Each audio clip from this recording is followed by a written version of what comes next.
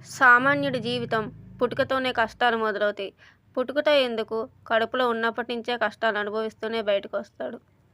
ఎందుకు ఇలా అన్నానంటే, ఆ బిడ్డ పెరిగేది సామాన్యుడి కడుపులో కాబట్టి.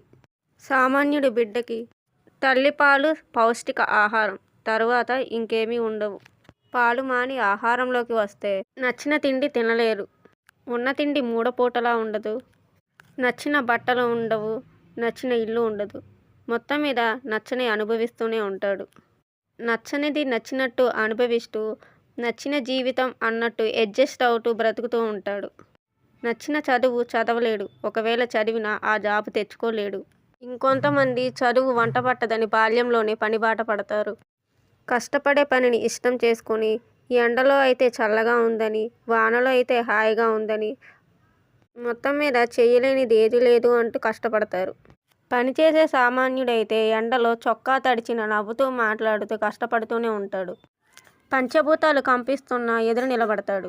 చదివే పిల్లలకు స్నాక్స్, పుట్టినరోజులు, సెలబ్రేషన్స్ లాంటివి ఏమీ ఉండవు. పండుగలకు కొత్త బట్టలు, పిజ్జాలు, బర్గర్లు, సెటిల్ బ్యాట్స్ ఇవేమీ ఉండవు వీళ్ళకి. ఆర్టీసీ బస్సుల ప్రయాణం, ఆటో ప్రయాణం హ్యాపీగా చేస్తారు.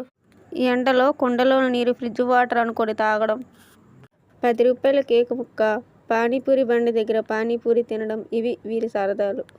తప్పనిసరి ఫంక్షన్లు వస్తే వడ్డీకి తెచ్చే డబ్బులు, పర్సనల్గా ఖర్చు చేద్దామని జేబు పట్టుకుంటే గుర్తొచ్చే బాధ్యతలు, సరదాకి మూవీకి కానీ పిక్నిక్ కానీ వెళ్దామంటే ఆ డబ్బులు నెలంతా ఖర్చులకు సరిపోతాయని వచ్చే ఆలోచన, పిల్లల కోరికలు తీర్చలేకపోతున్నామనే బాధ, మెచ్చిన కట్నం ఇచ్చి నచ్చిన పెళ్లి చేయలేని నిస్సహాయత, రోజురోజుకి పెరిగిపోతున్న అప్పుల వడ్డీలు, రోజురోజుకి పెరిగిపోతున్న బాధ్యతలు, ఒక బిడ్డ అవసరం తీరిస్తే ఇంకో బిడ్డ అవసరం తీర్చలేని పరిస్థితులు, షాపింగ్ మాల్కి వెళ్తే నీ స్థాయిని గుర్తు చేసే వస్తువుల రేట్లు, అద్దంలో మొహం చూసుకుంటే కనిపించే అవసరాలు, నిద్రలో గుర్తొచ్చే వడ్డీ లెక్కలు, భోజనం చేస్తుంటే గుర్తొచ్చే సరుకుల లిస్టు, అన్యాయాలకు స్పందించలేని నిరాశ, అనారోగ్యం వస్తే ఇంటి వైద్యం, తగ్గకపోతే హాస్పిటల్ బిల్లుకి అప్పుల పాలు, ఇంట్లో ఒకరు సంతోషపడాలంటే ఇంకొకరి త్యాగం, తీరని కోరికలు, ఆరని అగ్ని జ్వాలలు,